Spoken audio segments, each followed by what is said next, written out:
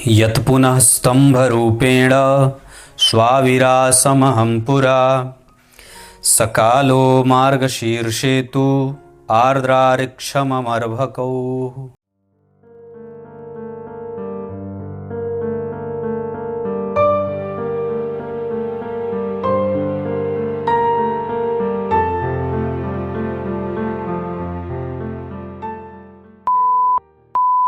प्रिय दर्शकों नमस्कार, एक बार फिर से उपस्थित हूं आप सबके सामने।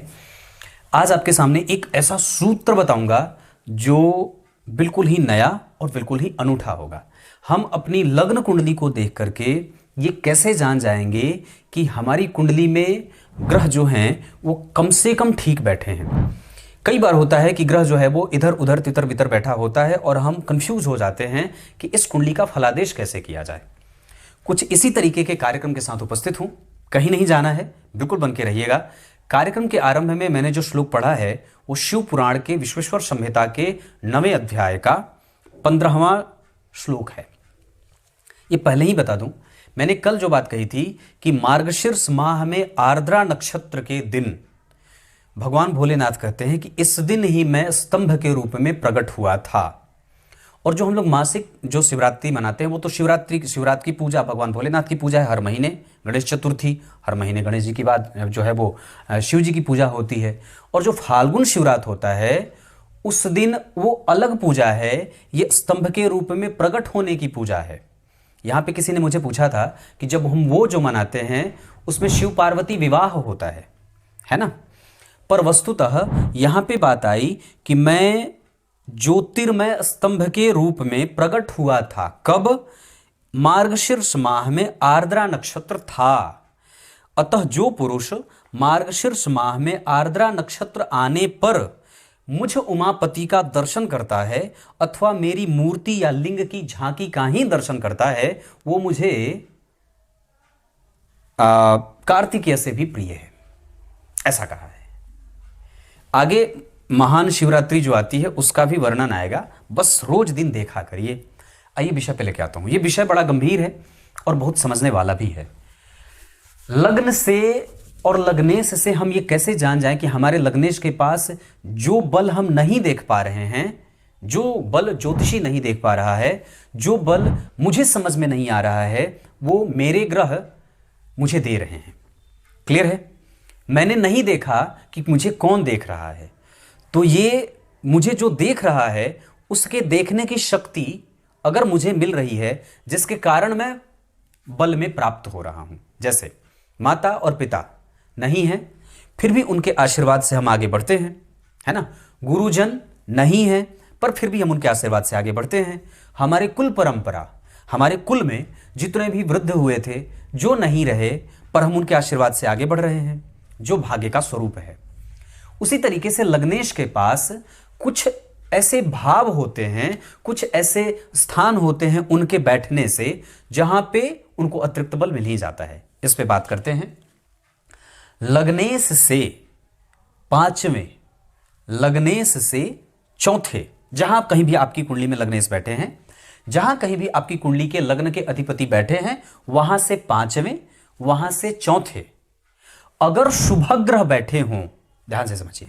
मान लीजिए आपकी कुंडली मिथुन लग्न की या धनु लग्न की बन गई, ये जहां बैठ गए वहां से चौथे या वहां से 10वें या वहां से 7वें या वहां से 5वें, मतलब केंद्र और त्रिकोण में, है ना।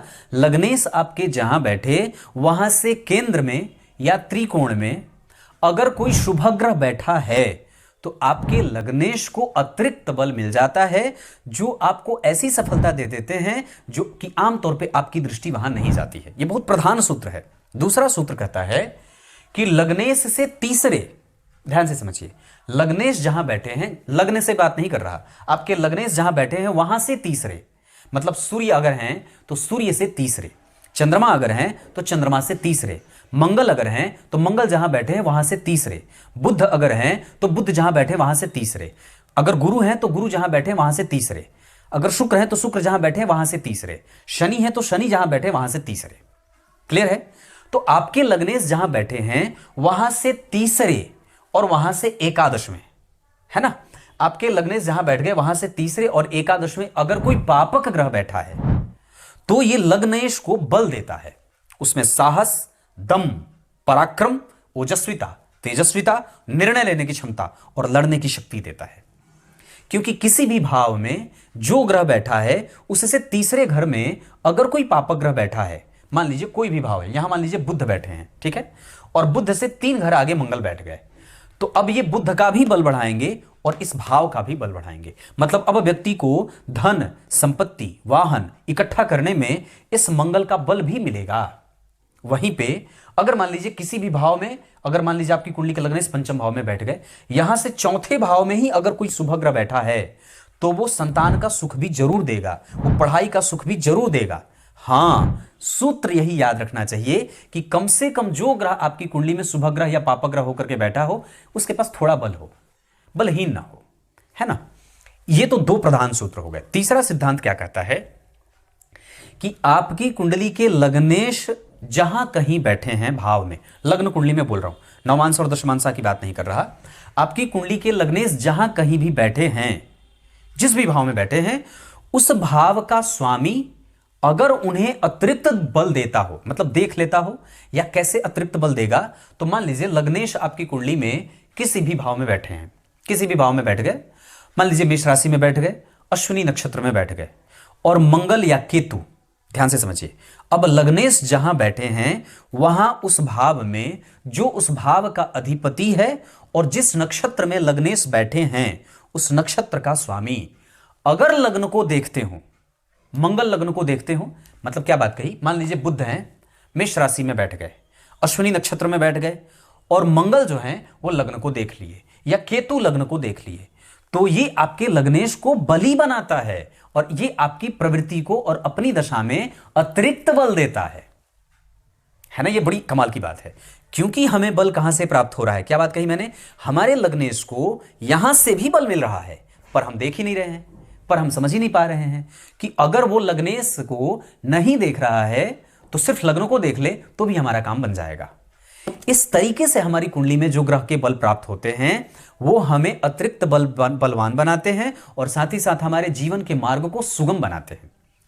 लग्न, लग्नेश, चंद्रमा, वारेस और चंद्रमा के बाद सूर्य, ये 4 से 5 ग्रह जो होते हैं वो हमारी कुंडली के निर्णायक मंडल में 5 सदस्य होते हैं, जहां प्रधानतया अधिपति के रूप में, सेनापति के रूप में, प्रधानमंत्री के रूप में निर्णायक मंडल में प्रधानतया चंद्रमा होते हैं।